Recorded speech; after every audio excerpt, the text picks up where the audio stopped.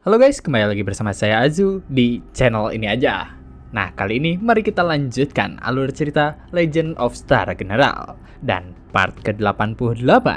Mari kita mulai. Di saat kapal Shisui mencoba untuk mundur, kapal milik kelompok Yellowhead terus mengejarnya. Bahkan kapal itu terus melancarkan tembakan. Sedangkan Yunxiang yang memperhatikan sesuatu, ia merasa jika serangan dari kelompok musuh benar-benar tidak beres, karena sepertinya musuh dengan sengaja membatasi ruang gerak. Jadi karenanya, Yunxiang memerintahkan awak kapal untuk memutar arah gerak, di mana karenanya dengan pelindung formasi, kapal itu mengambil dampak serangan dari pihak musuh. Sedangkan si asisten komando kelompok Yellowhead yang melihatnya, ia cukup kesal karena para tawanan mengetahui rencananya. Jadi, ia memerintahkan awak kapal untuk menembakkan alat pembuat retakan. Dengan perintah tersebut, suatu alat misterius langsung muncul dari balik kapal. Dan setelah diluncurkan, sebuah ledakan keras langsung terjadi di sana. Sampai-sampai kabut asap mulai memenuhi langit. Dan goncangan hebat langsung melanda kapal Shisui. Dari goncangan hebat yang terjadi, Yunxiang benar-benar terkejut karena apakah kelompok Yellowhead melesatkan serangan fluktuasi ruang waktu. Namun di saat dirinya memperhatikan kabut yang menggumpal, retakan ruang baru saja terjadi, yang mana dari balik retakan ruang, monster beast terbang mulai bermunculan. Bahkan saat ini, kelompok monster beast ganas mencoba untuk menyerang kedua belah pihak. Dengan kemunculan monster beast, si asisten komando Yellowhead memerintahkan awak kapal untuk sedikit melambat, yang mana karenanya mereka membalikkan roket pendorong untuk menahan gerak kapal. Jadi karenanya mereka berhasil terhindar dari kepungan monster beast. Sedangkan di sisi lain, monster beast terbang mulai menembaki kapal Shisui, yang mana dari apa yang terjadi, Yunxiang memberitahukan jika kondisi mereka tetap begini, kapal mereka akan menjadi sasaran empuk.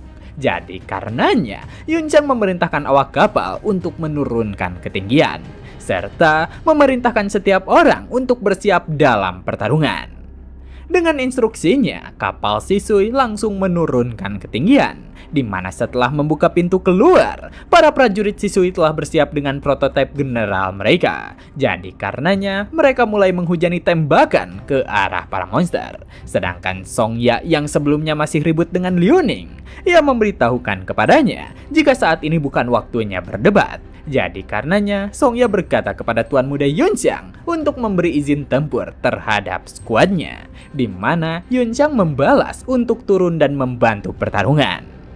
Di sisi lain, kelompok kapal Yellowhead mereka terus berlindung dari serangan monster beast. Namun, si asisten komando ia masih bersikap tenang, di mana ia memerintahkan awak kapal untuk mengaktifkan mode mimikri dan melepaskan gelombang pengenal beast. Jadi setelah mode tersebut aktif, kapal kelompok Yellowhead tiba-tiba saja berubah wujud, serta dengan gelombang yang dipancarkan, para monster beast tentu saja kebingungan, yang mana akhirnya mereka putar arah karena menganggap kapal tersebut sebagai kawanannya. Dengan berbaliknya para monster beast, terlihat jika mereka mencoba membantu kawanannya yang sedang menghadapi prajurit Shisui. Jadi karenanya, posisi prajurit Shisui kembali terpojokan. Hingga akhirnya mereka mencoba untuk mempersiapkan formasi bersama untuk menghadapi musuh-musuhnya. Meski prajurit Shisui bertahan dengan baik, tapi karena musuh terlalu banyak, beberapa prajurit berhasil dijatuhkan. Namun sebelum monster beast itu melanjutkan kerusakan, dari atas kapal, prajurit Iron Wall mulai turun ke dalam pertarungan, yang mana akhirnya mereka mulai menembakkan serangan ke arah para monster. Dengan tembakan yang dilancarkan, para monster beast yang menyerang kembali terbang dan juga mundur. Dan para prajurit Shisui yang melihat kehadiran prajurit Iron Wall, mereka cukup terkejut karena apakah bala bantuan telah datang? Di mana Songya yang memimpin prajurit, ia mulai membantu mereka untuk menangani musuh-musuhnya, serta memberitahukan jika skuad ke-17 pasukan Iron Wall datang membantu.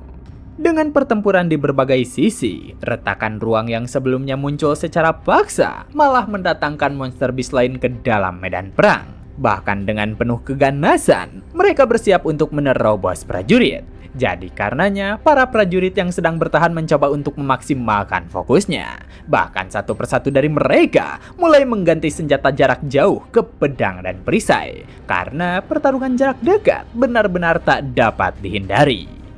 Dengan kerjasama kedua prajurit, tanpa kenal takut mereka terus menembaki serangan. Di mana karenanya, satu persatu monster beast berhasil dijatuhkan. Tapi meski begitu, dengan jumlah yang begitu banyaknya, monster beast berhasil mendekat ke arah prajurit. Jadi akhirnya, baku hantam benar-benar pecah. Sedangkan di dalam kapal, Putri Langhuan malah terhibur dengan semua kejadian itu. Karena melihat pertarungan para prajurit menghadapi monster beast merupakan suatu kesempatan langka demi mengumpulkan data. Sampai-sampai Yunxiang yang memperhatikannya, ia hanya dapat terheran. Karena sepertinya obsesi sang putri sangatlah gila. Di sisi lain, lebih tepatnya di pertarungan Wenzong menghadapi Zhang Jiao, Miaoyin benar-benar terkejut dengan retakan ruang. Karena apakah gelombang monster baru saja terjadi? Jadi, ia mencoba untuk mundur demi membantu kapal Shisui. Tapi meski Miaoyin mencoba mundur, nyatanya Zhang Jiao tidak membiarkannya pergi. Jadi dengan Thunder Shield miliknya, Zhang Jiao melancarkan petir terhadap Miaoyin. Mendapatkan serangan itu, Miaoyin mulai memberikan serangan balasan. Di mana dengan mengerahkan Sky Piercing Drill, dirinya mencoba menjatuhkan lawannya. Tapi Zhang Jiao menghindarinya dengan mudah. Bahkan ia memberitahukan jika dirinya takkan membiarkan Wenzong mundur begitu saja. Karena dirinya mampu untuk menahannya seharian penuh. Jadi akhirnya Miaoyin terjebak dalam pertarungan melawan Zhang Jiao. Kembali ke sisi kapal Shisui, terlihat jika monster beast terbang terus melancarkan tembakan ke arah kapal. Sampai-sampai dari hal itu, kapal mulai bergoncang. Dan Liu Ning yang ada di dalam, ia benar-benar kesal. Karena dengan monster yang terlalu banyak, para prajurit akan dapat bertahan lama. Tapi masalahnya, misi miliknya adalah menjaga keselamatan sang putri. Jadi, ia tidak bisa turun ke dalam medan tempur. Namun mengetahui kekhawatiran dari Liu Ning, Putri Langhuan mulai menatapnya dengan tajam. Serta bertanya, bukankah Liu Ning ingin turun dan bertarung? Jadi karenanya ia memerintahkan Liu Ning untuk pergi membantu para prajurit. Mendengar keputusan sang putri, Liu Ning cukup terkejut. Karena jika dirinya turun, bukankah situasi putri tidak akan ada yang menjaga? Dan sang putri membalas untuk pergi bertarung. Asalkan Liu Ning membawakan data pertempuran yang dialaminya. Jadi atas perintah tersebut, akhirnya skuad milik Liu Ning mulai turun untuk membantu pertempuran. Melihat pertempuran yang pecah di segala sisi, Yunxiang mengetahui jika sepertinya pelarian merupakan hal yang mustahil. Jadi daripada terus terbang di udara sebagai sasaran hidup, akan lebih baik jika melakukan pendaratan darurat di posisi yang mudah dipertahankan.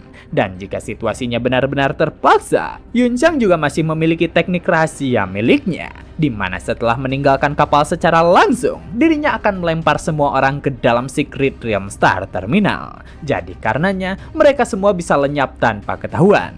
Tapi masalahnya, menggunakan cara seperti itu akan terlalu banyak membongkar rahasia, serta menjelaskan semuanya pasti akan sangat merepotkan. Dan untungnya, Yunxiang sendiri masih belum benar-benar kehabisan harapan. Bahkan tadi malam, si Patua mengatakan jika bala bantuan sedang dalam perjalanan. Jadi, paman ketiga dan yang lainnya, mereka seharusnya mulai bergerak ke arah hutan belantara selatan. Yang mana Yunxiang hanya perlu bertahan sedikit lebih lama. Dengan itu jugalah Yunxiang memerintahkan awak kapal untuk pendaratan darurat. Di mana setelahnya, ia meminta untuk membuka pintu kapal. Karena dirinya akan ikut turun ke medan tempur. Mendengar hal itu, Putri Langhuan langsung menangkapnya, serta berkata jika dirinya akan ikut dengannya. Tapi Yunxiang langsung melepaskan pegangan erat dari sang putri, serta membalas untuk jangan main-main. Karena jika dirinya ingin bermain-main, lebih baik pergi ke tempat lain. Meski Yunxiang menyuruhnya untuk pergi, si putri kembali memeluknya. Bahkan ia memohon kepada Yunxiang untuk membawanya, karena dirinya ingin mengamati data pertempuran secara nyata dari dekat. Tapi lagi-lagi Yunxiang mencoba melepaskannya, karena tentu saja ia ingin menyembunyikan rahasia tentang Secret Realm. di mana saat ini dirinya perlu memanggil bala bantuan yang ada di sana. Namun, si Tuan Putri yang keras kepala mulai merengek, sampai-sampai ia menggigit lengan Yun Chang dengan penuh tenaga. Mendapatkan gigitan itu, Yun Chang menjadi semakin kesal, hingga akhirnya ia langsung membalikan posisinya dan bersiap memukulnya. Jadi karenanya, Yun Chang terus memukul pantat si wanita gila itu, hingga akhirnya si Tuan Putri tak berdaya dibuatnya. Setelah beres mengurusi si putri, Yun Chang langsung turun dari kapal, di mana dengan formasi penyembunyian miliknya, ia mulai bergerak ke tempat lain. Sedangkan di atas kapal, salah satu awak kapal mengkhawatirkan sang putri. Bahkan ia bertanya, apakah dirinya baik-baik saja? Sedangkan si putri yang masih kesakitan, dirinya mencoba untuk bangkit. Tapi meski begitu, ia masih terkejut atas perbuatan Yun Chang. Karena ternyata Tuan Muda Yun Chang merupakan orang yang pemaksa. Di medan pertempuran, kelompok tentara Iron Wall dan prajurit Sesoi, mereka terus bekerja sama untuk menghadapi para monster beast. Namun ketika mereka kesulitan menghadapi musuh, tiba-tiba saja para musuh mendapatkan serangan dari belakang. Yang mana karenanya Song Ya cukup terkejut. Karena apakah wanita bermata satu dari pasukan Ging Yao itu ikut turun tangan? Dan Liu Ning yang datang dari kejauhan, ia berkata jika mereka akan mulai membantu. Jadi karenanya, kelompok prajurit mulai bekerja sama untuk menghadapi para musuh. Di sisi lain, di area yang tenang dari pertempuran, terlihat jika Yun Chang mulai mengeluarkan kubus Jade Core miliknya, di mana setelahnya ia langsung memasuki ke dalam Secret Realm. Di area ruang santai di dalam Secret Realm, tiba-tiba saja Yun Chang mengeluarkan orang-orang yang sedang berlatih. Sampai-sampai karenanya, Song Ke dan Song Nong benar-benar terkejut. Karena kenapa mereka secara tiba-tiba keluar. Dan Yun Chang yang melihat kebingungan setiap orang, ia meminta maaf kepada mereka. Karena dengan situasi darurat, latihan ilusi sementara akan diberhentikan. Mendengar hal itu, Song Ke bertanya kepada Yun Chang, situasi darurat apa yang dirinya maksudkan. Tapi Yun Chang langsung melemparkan pil pemulih kepada pamanmu, serta berkata jika dirinya akan memberikan waktu 20 menit untuk beristirahat dan bersiap. Karena setelahnya, ia akan menteleportasikan setiap orang ke hutan belantara selatan untuk menghadang gelombang Monster Beast. Mengetahui akan itu, setiap orang kembali dikejutkan karena apa yang sebenarnya sedang terjadi. Tapi Yun Chang mengabaikan seluruh rasa penasaran mereka, di mana karena dirinya sibuk, ia langsung bergerak ke arah Song Ke dan juga Song Nong untuk memberikan Soul Jade prototype mecha yang baru. Jadi setelah mereka berdua menerimanya, Yun Chang langsung menghilang dari sana. Di sisi lain, masih di dalam Secret Realm, terlihat jika Yun Chang mendatangi tempat kultivasi dari Pak Tuasu, di mana setelah memperhatikannya, Yun Chang mengetahui jika fluktuasi soul power milik Pak Tua masih sedikit tidak stabil. Tapi, asalkan yang di luar masih dapat bertahan sekitar 1 jam lagi, dengan perbedaan aliran waktu di dalam Secret Realm, seharusnya itu sudah cukup bagi Pak Tuasu untuk menstabilkan soul power miliknya. Dan untungnya, terputusnya dengan klon satunya tidak mempengaruhi fungsi lain dari cincin hitam. Jadi karenanya, Yun Chang mengetahui jika waktu keberangkatan telah tiba. Setelah 20 menit berlalu, terlihat jika Yun Chang kembali ke kelompok pelatihan yang telah menstabilkan soul powernya, di mana setelah mengeluarkan Soul Jade Control, ia berkata jika saat ini mereka akan segera berangkat. Dan karenanya, baik kelompok Ciluan, Shadow Guard, dan kedua komandan, mereka tentu saja telah siap. Jadi akhirnya Yun Chang membawa mereka semua keluar dari dalam Secret Realm. Di Akademi Jiwu Kota Yongan, terlihat jika Yun Qi masih merasa mengantuk. Namun di saat yang bersamaan, seorang gadis menyapanya serta berkata jika dirinya telah menyelesaikan menyalin PR-nya. Melihat kehadiran Sun Yanan, Yun Qi pun berterima kasih kepadanya. Bahkan ia memuji jika Yanan benar-benar pantas untuk menjadi ketua kelas, di mana dirinya dapat meniru tulisannya semirip mungkin. Tapi Yanan yang dipuji, ia mulai tersipu, serta berkata jika dirinya tidaklah sehebat itu. Dan karena tugas milik Yun Qi telah diselesaikan oleh Yanan, ia pun akan mentransfer bayarannya. Karena seperti yang disepakati, setiap PR yang diselesaikan olehnya akan mendapatkan bayaran. Jadi karena itu, notifikasi terdengar jika transfer berhasil dilakukan. Yanan yang tergugup malu, ia berterima kasih kepada Yunki. Namun ia kemudian berkata jika akhir pekan ini merupakan hari ulang tahunnya. Jadi karenanya ia ingin mengajaknya untuk keluar. Tapi sebelum Yanan berhasil menyampaikan perkataannya, sebuah pengumuman tiba-tiba saja terdengar jika pihak akademi memerintahkan seluruh siswa dan guru untuk berkumpul di lapangan utama. Yang mana atas pengumuman tersebut, setiap orang yang ada di akademi tentu saja terkejut. Bahkan mereka penasaran tentang apa yang sebenarnya terjadi. Tapi beberapa orang lainnya tidak terlalu mempedulikannya, karena selama mereka tidak masuk kelas, itu tidaklah masalah. Di sisi lain, terlihat para gadis mulai mendekati Yanan, di mana mereka bertanya, bukankah keluarga Sunnya itu kaya? Jadi kenapa Yanan terus membantu Song Yunki yang bodoh itu untuk mengerjakan PR? Dan Yanan membalas jika Yunki bukanlah anak bodoh, karena sebenarnya ia merupakan seorang jenius hebat. Hanya saja ia berasal dari latar belakang rendah. Jadi mereka takkan menyadarinya. Bahkan tingkat kultivasinya juga cukup hebat. Namun di saat Yanan menjelaskan alasan itu, salah satunya mengejeknya untuk jangan membela Yunki seperti itu, karena ia merasa jika sepertinya Yanan sedang jatuh cinta. Mendengar perkataannya, Yanan tentu saja sedikit tersipu. Bahkan ia berkata kepada teman-temannya untuk jangan asal berbicara. Namun karena tingkah lakunya, kedua temannya itu mulai menertawakannya. Karena saat ini wajah Yanan sampai merah merona. Jadi mereka yakin jika Yanan memang menyukai Yunki. Singkat waktu, terlihat jika orang-orang telah berkumpul di lapangan utama, di mana karena hal itu, pemberitahuan kembali disebarkan. Jika berdasarkan informasi balai kota, serangan gelombang monster beast skala besar akan segera terjadi. Jadi, kegiatan belajar mengajar akan dihentikan untuk sementara. Mendengar hal itu, para siswa tentu saja terkejut, karena mana mungkin para monster akan menyerang. Terutama, bukankah kota Yong'an dikelilingi oleh tembok raksasa? Lalu dengan pasukan Iron Wall, mereka pasti akan dapat mempertahankan serangan. Jadi para siswa merasa jika ini hanyalah gangguan kecil saja.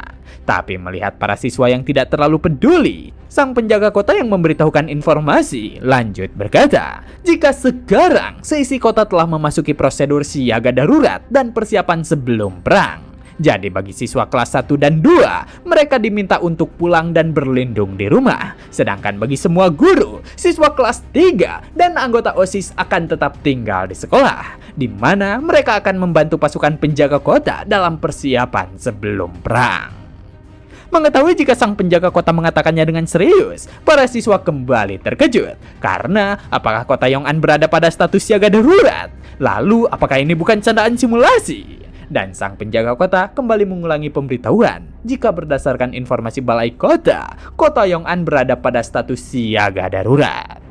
Dari apa yang terjadi, para siswa tentu saja mulai panik. Bahkan bagi siswa kelas 3 dan anggota OSIS, mereka benar-benar tak berdaya karena mereka semua diwajibkan untuk mengikuti persiapan. Sedangkan Song Yunrui, ia merasakan ketegangan karena apakah serangan bis dan persiapan perang ini nyata? Terutama, bukankah sudah bertahun-tahun lamanya tidak terjadi serangan monster bis? Jadi apakah wali kota Yong'an memang harus mengaktifkan prosedur siaga darurat? Atau apa mungkin serangan bis kali ini cukup besar? Yang mana mengetahui situasi tersebut, Yunrui mencoba memantapkan tekadnya. Karena ia yakin jika dirinya bisa menghadapinya, bahkan dalam setiap krisis pasti akan selalu ada peluang. Dan selama dirinya bisa tampil baik dalam serangan monster beast kali ini, jika dirinya bisa berjasa besar pada krisis ini, meski Yunxiang memiliki gelar bangsawan, dirinya pasti akan bisa menginjak-injak di bawah kakinya. Bahkan sepertinya ia bisa memanfaatkan situasi tersebut untuk mendapatkan hati milik Xin. Tapi di saat dirinya memikirkan tentang itu, Yunrui penasaran ada di mana Xin, karena sepertinya hari ini dirinya tidak melihatnya. Kembali ke pertarungan di hutan belantara selatan, terlihat jika para prajurit terus dihadapkan dengan gerombolan monster beast tanpa akhir. Sampai-sampai saking banyaknya musuh, mereka mulai terpojokan. Karena kenapa serangan monster beast tidak kunjung berhenti. Bahkan Lord Miaoyin juga harus menghadapi holy stage musuh. Jadi ia tak dapat membantu pertarungan. Dengan pertarungan yang berlarut panjang, para prajurit mulai merasakan kelelahan. Tapi sebagai seorang pemimpin skuad, Song Ya memerintahkan pasukannya untuk tetap tegak. Jadi bagi yang masih mampu bertahan, mereka harus mengikutinya untuk menerobos musuh. Yang mana karenanya mereka bersiap untuk menghadapi para monster beast ganas itu. Tapi di saat yang bersamaan, sebuah tembakan kuat meluncur dari kejauhan. Di mana dengan tembakan tersebut, para monster beast yang menerjang pasukan Iron Wall berhasil ditumbangkan. Bahkan karenanya, itu membuat Song Ya terkejut. Karena apa yang baru saja terjadi? Dan di saat monster beast kembali bangkit untuk menerjang, sebuah Star Soul prototype besar langsung terjun dari langit. Di mana dengan kehadirannya, ia meratakan tanah dan mengempaskan monster beast yang ada di sekitarnya. Dengan kehadiran prototipe Star Soul itu, Putri Langhuan yang ada di dalam kapal benar-benar senang. Karena apakah itu merupakan mesin tempur baru? Sedangkan di balik asap yang mengepul, Star Soul General prototipe besar itu mulai menampakkan wujud sejatinya. Serta berkata jika dirinya merupakan Songke, komandan batalion kelima pasukan Iron Wall. Jadi dengan unit tipe khusus ini, dirinya datang untuk membantu. Mengetahui jika orang yang baru datang merupakan komandan pasukan Iron Wall, prajurit Shisui tentu saja memujinya. Karena ternyata kelompok Iron Wall yang ada di tembok besar dapat datang secepat ini. Tapi jika hanya satu unit saja, itu takkan berdampak banyak. Yang mana di saat si prajurit itu bertanya-tanya, kilau cahaya mulai muncul di langit. Di mana karenanya 4 Star Soul General berwarna merah telah menampakkan dirinya. Melihat wujud Star Soul General berwarna merah, Liu Ning benar-benar terkejut. Karena apa mungkin kelompok itu yang telah membantu? Yang mana karenanya, para komandan batalion pasukan Jiluan, mereka datang untuk membantu pertarungan. Dan Putri Langhuan yang memperhatikan pertarungan, ia semakin senang dibuatnya. Karena saat ini banyak sekali unit baru yang dapat dirinya lihat.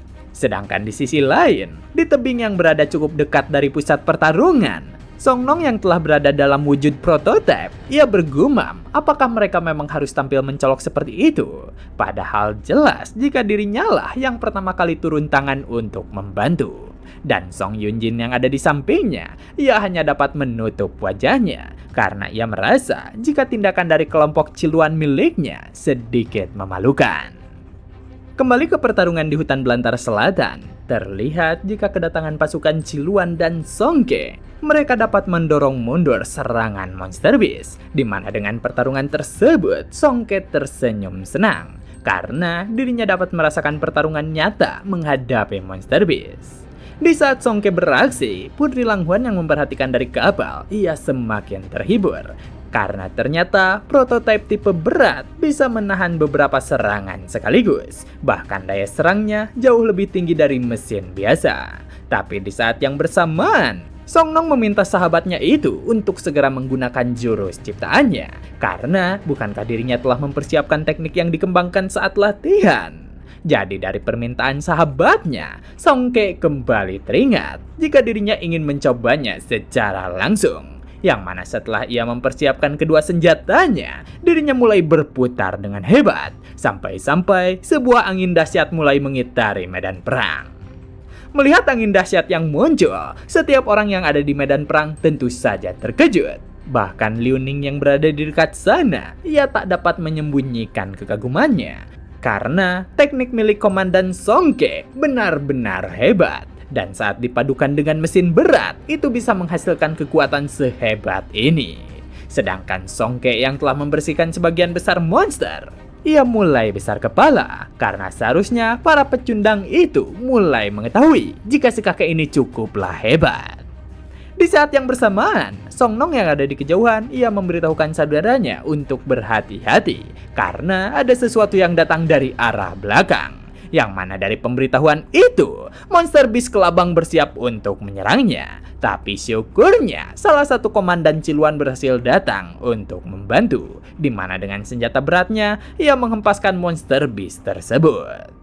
Meski tindakan dari Ami cukup membantu, tapi lagi-lagi gelombang Monster Beast datang menyerang. Jadi karenanya, kedua orang pengguna mecha berat mulai bertarung bersama, di mana satu persatu monster yang ada di sekitaran mereka dapat dihabisi dengan mudah. Dan Ami yang senang dengan pertarungan, ia berkata kepada Songke jika tekniknya yang seperti kincir angin benar-benar hebat. Jadi ia berharap agar Songke mengajari teknik itu.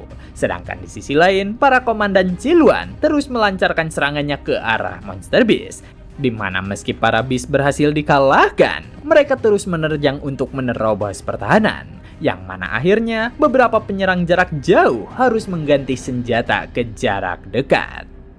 Di atas tebing, Song Yunjin yang memperhatikan pertarungan dapat mengetahui jika perisai yang digunakan oleh Song Xiao sangat cocok untuk pertarungan seperti ini, karena dirinya bisa bertahan dari kelompok kecil musuh sendirian. Bahkan meski ada monster beast yang berhasil lolos, itu tidaklah masalah. Sedangkan jalur tengah berhasil ditahan oleh dua mesin berat, jadi dirinya tidak perlu khawatir.